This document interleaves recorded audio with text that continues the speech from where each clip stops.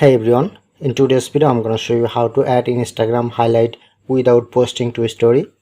So at first open Instagram,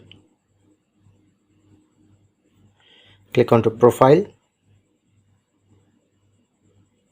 click onto three line, click on archive, select your story like, and then showing it to highlight, click on.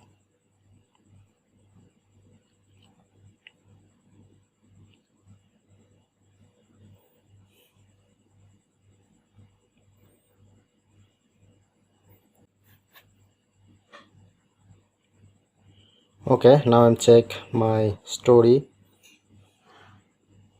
but not adding to this highlight.